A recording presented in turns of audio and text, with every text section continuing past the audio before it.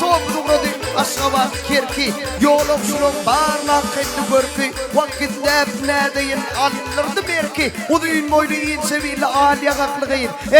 har ödeli qarabekliqayın şukur kaptalımdan tutturup bildi ödölme dedim ben baktım nelli estim nememi çalası gülli gödөгümde koydu azap şekliqayın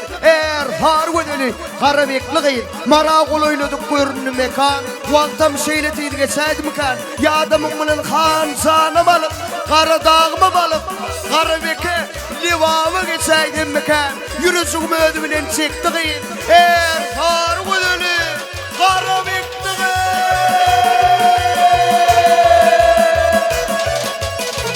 Bahar geldi açılır bağda gülleri Bahar geldi lele hakar kıyları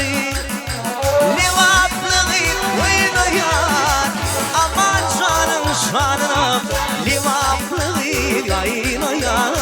Hoş gellimin şanına Toyum var falıma kapalı zamanıma Toyum var falıma kapalı zamanıma Ceyhunun sakalın karagum kanalım var Ceyhunun sakalın karagum kanalım var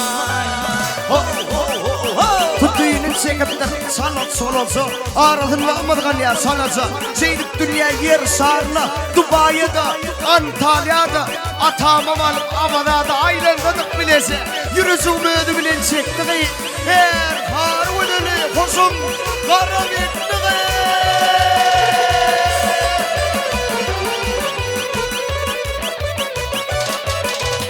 Gülbağım fipili fi Limamın şukraşani Mihmanlara hüdredir Ne namatlı hemmani Livaplığı oynayar Yiğitlerin şanını Livaplığı yayınlayar Alacağının şanını Toyum var falıma kapalı zamanım Toyum var falıma kapalı zamanım Ceyhunun sakalın karagum kanalım var Ceyhunun sakalın karagum kanalım var Hanza hanım adım doğradım Diydi oğul zan Kendinin zanı yoktur bolmodaman zan Üskünde vertenip Hüydedim mün zan Bekit zanın Begli zanın Atam zanın Han pelvanın Tüyüdünü haklığın Farvudunu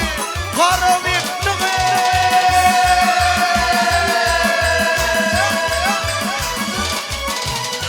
Rahmetinin nivetin bahşedir levaplığı Şair dili ilmudan vaddedir levaplığı